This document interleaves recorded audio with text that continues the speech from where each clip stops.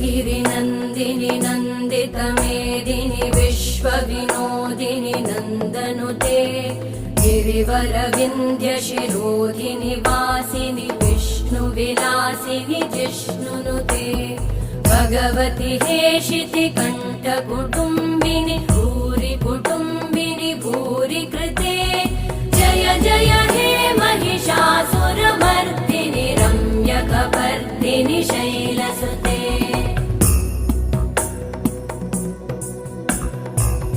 सुरवरवर्षिणि दुर्धरधर्षिणि दुर्मुखमर्षिणि हर्षरते